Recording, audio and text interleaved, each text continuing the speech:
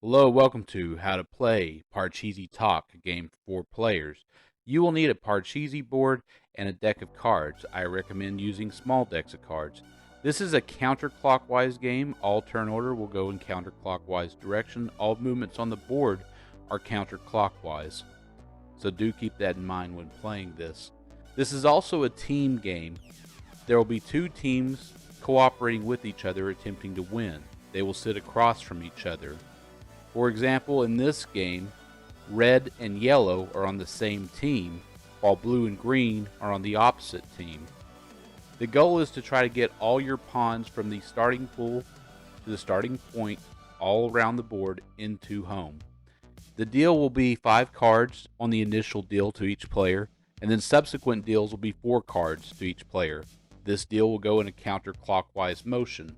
So here we see green in the south go ahead and start the deal. He will deal 5 cards to each player. Normally you're going to keep your cards face down and invisible to other players, but for the purpose of demonstration we kept them face up.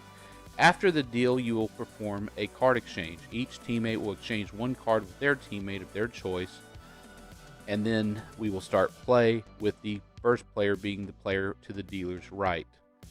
The board has safe spaces marked all across the board. This is the starting point and the blue marks. Pawns that are in these spaces cannot be captured. If a pawn is at the starting point, it produces a block if it's in its own starting point. If it's in another color starting point, that pawn is safe from capture except by a player of that color. So if you're in the green starting point and you're not green and green moves a pawn out, you will be captured. There are some power cards. Kings are able to get a card or pawn out of the starting pool into the starting point. And if played again, a king can move a pawn 13 spaces. Aces can do the same thing as a king, except they could also move a pawn 1 or 11 spaces. So you can use an ace to get a pawn out of the starting pool into the starting space. You could also move a pawn 1 space, and you could also move a pawn 11 spaces.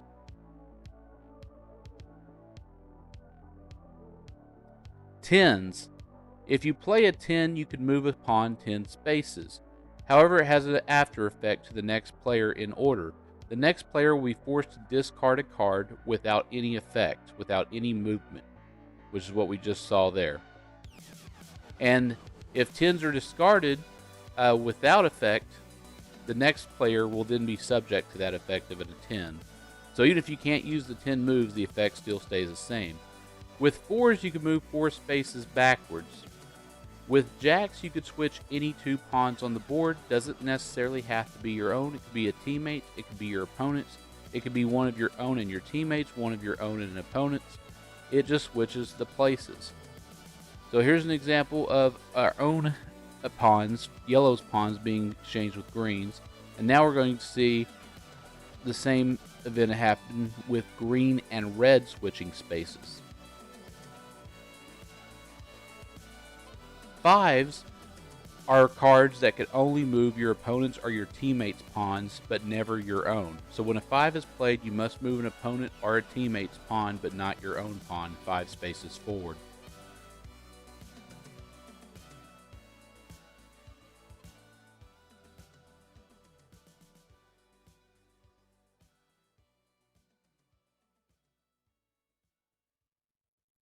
Sevens are a unique card.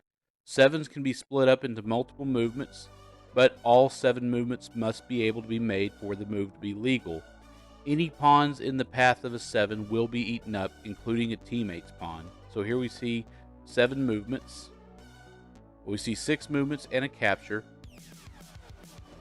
And then we see the remaining movements used on that pawn, or we can move them into subsequent pawns, either 2 spaces with that pawn or 1 space each to total up to 7 movements.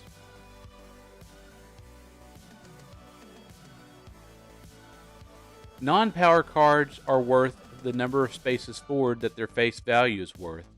In this case, a queen is worth 12. So if you play a queen, you can move 12 spaces forward.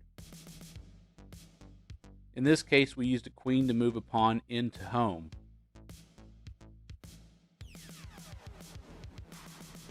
When a card cannot be played, it is discarded without effect.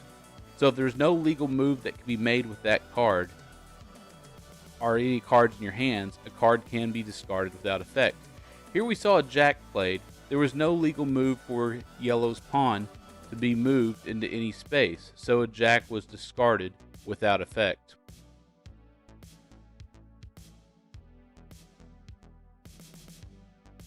When moving into home, you must have the exact number of movements needed to achieve moving into home. If you play a 7 and you don't have any other pawns on the board and you don't have exactly 7 spaces, that card must be discarded without effect, or not played at that time. Each home space is on the exact opposite end of the color spectrum. So for yellow, you have to complete a trip around the board or get 2 4s in order to be able to get into the home spaces. Once a player has put all his pawns into home, he may now move his teammates' pawns on his next available move. So here we see yellow has moved into home. On his next available move, he will be able to move red's pawns because all of his pawns are in home. When a pawn of non-teammates come together, that pawn is captured. Here we see blue move 10 spaces forward and land in the same exact space as red. Therefore, red is captured and sent back to the starting pool. When you occupy your own space or a teammate's space with the pawn, you form a double occupancy. This double occupancy is taken from Parcheesi and it forms a block. Here we see blue and green, who are teammates, occupying the same space. No pawn may move past them until they move them forward, either with a 5 or the players themselves move it. So once the game is won, when a team has had all their pawns into home. And so if you actually like playing card games out in public, do check out our Reddit subreddit, Card Game Meetups. Post your city, post what games you know, what games you want to learn, what games you want to try. Try to find a public meetup place, and maybe one day you'll have a public card game. Do check out the link in the description for a Discord server where we talk about card games all day, every day. It is a fun place and well worth the time. Do like and subscribe so we can get more viewers, and eventually when we get to 1,000 subscribers, we can have votes and comment sections on non-video related things, and I can conduct polls. It'll be a lot of fun. And I'd like to thank today's musician, Edit Ed for TV, for his cover of M83's Midnight City. Thank you so much for providing the music, and do check out his channel. I will see you next video.